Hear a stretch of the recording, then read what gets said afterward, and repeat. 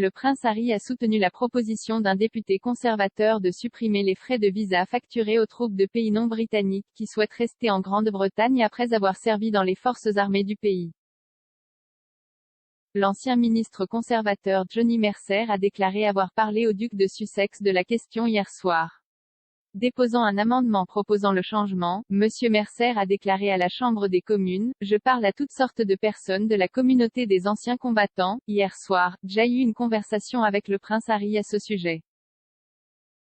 Il a énormément contribué au débat des vétérans et je voulais son point de vue. Il m'a dit que ce n'est pas seulement moralement juste, mais que cela signifierait tellement pour ceux qui ont tant donné et ce n'est pas une intervention politique, c'est le but moral de cela. C'est un changement presque sans effort, comme il l'a dit, que ce gouvernement fasse pour que nous puissions enfin voir à travers ce que nous avons dit pour ces personnes depuis si longtemps parce que nous le leur devons. Ce sont nos frères et sœurs, ils ont servi avec nous pendant de très nombreuses années. » Monsieur Mercer, qui est un vétéran de l'armée, fait pression pour que le gouvernement supprime les frais de visa pour les citoyens étrangers qui ont servi dans l'armée et souhaitent rester au Royaume-Uni.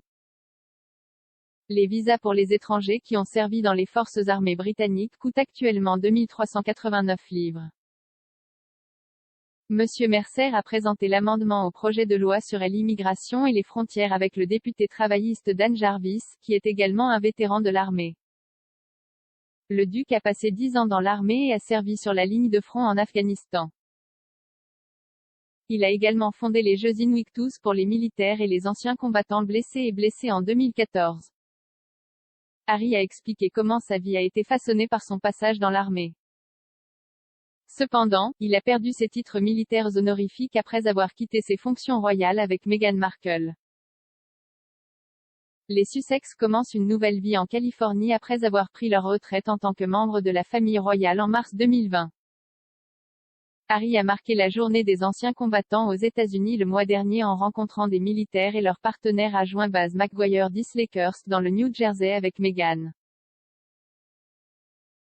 Et à la veille de la journée des anciens combattants, qui est le jour de l'armistice au Royaume-Uni, le couple a assisté au gala Salute to Freedom 2021.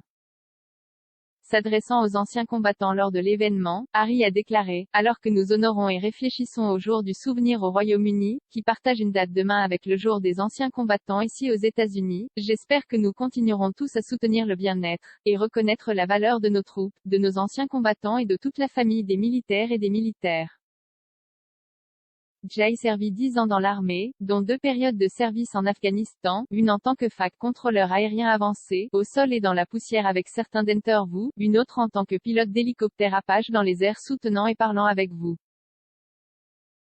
Rien n'était plus précieux que le temps que Jay put passer avec mes soldats dans un égratignure d'obus, à manger un MRE, repas, prêt à manger, à l'arrière d'un char. Merci pour les échanges, voler une mission au-dessus de la tête sachant ceci ci-dessous était plus sûr ou se faisait rire quand c'était le plus nécessaire. Mon expérience dans l'armée a fait de moi ce que je suis aujourd'hui, et je serai toujours reconnaissant envers les personnes avec qui Jay pu servir, où que nous soyons dans le monde. Le soutien de Harry à la décision de M. Mercer intervient après que Meghan a récemment contacté des politiciens américains pour faire pression en faveur d'un congé familial payé. Et le couple a été accusé d'ingérence dans la politique américaine avant l'élection présidentielle de l'année dernière. Harry a exhorté les citoyens américains à « rejeter les discours de haine » et à voter.